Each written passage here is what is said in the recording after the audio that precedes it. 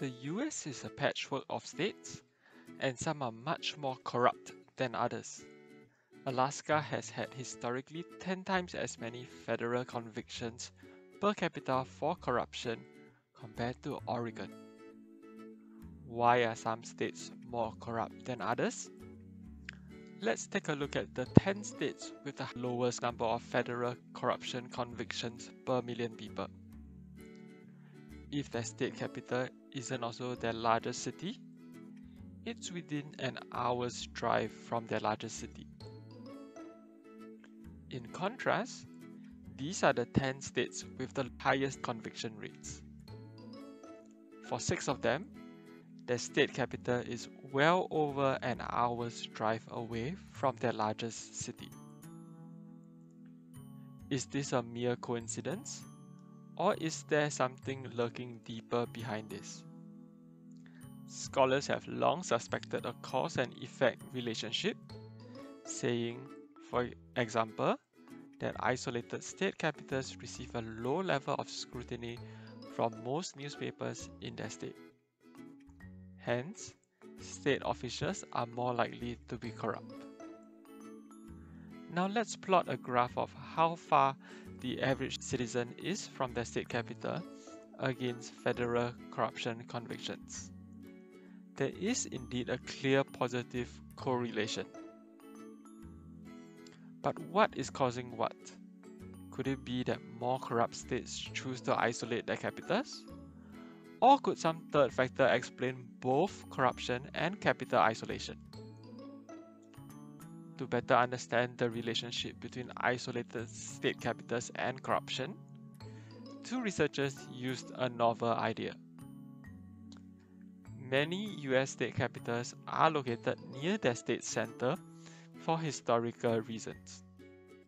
Back in the day of horse-drawn wagons and railroads, states wanted to locate their capital in the center to minimize transportation and communication costs. Indeed, when you look at the map, many state capitals are in relatively central locations. The researchers then looked at where a state's farmland was located. Sometimes, most farmland is near the state center, in which case people would settle in the center, near the capital. Colorado is one such example. Sometimes, most farmland is near the state's edge, in which case the population would tend to settle far away from the capital, and you would have an isolated capital city. The researchers hypothesized that farmland location affects population location, which in turn affects corruption. Moreover, farmland location is unlikely to be correlated with other unobserved factors that affect corruption today. So the researchers examined the relationship between farmland location and current population location and found a big effect. They then examined how population location changes induced by farmland location affected corruption.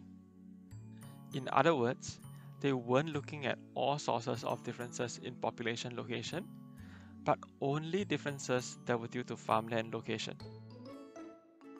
This allowed them to derive a relationship that plausibly reflected cause and effect, as opposed to a mere correlation. And researchers found that the increase in isolation experienced by Sacramento from 1920 to 2000 leads to 2 additional corruption convictions a year in California today. That doesn't include undiscovered corruption cases. So it turns out that capital isolation can explain a significant part of why the rate of corruption convictions is twice as high in Illinois as compared to Colorado. Can differences in crime reporting confound the results? The researchers found that capital isolation has no effect on the number of drug cases, which suggests that there is no connection between capital isolation and criminal cases unrelated to state politics. So how does capital isolation lead to more corruption? States with isolated capitals tend to have less media coverage of events in the capital, less knowledgeable voters, lower voter turnout, and higher campaign funding. For example, the increase in Carson City's isolation from 1920 to 2000 is associated with a 30% increase in campaign funding in Nevada today. Sadly, corruption has a measurable toll on many Americans, as states with isolated capital cities tend to spend less on public services, things like infrastructure and healthcare. But on the bright side, we may be able to eliminate some of the negative effects of isolated capitals by increasing media scrutiny, encouraging voting, and having more stringent campaign finance rules.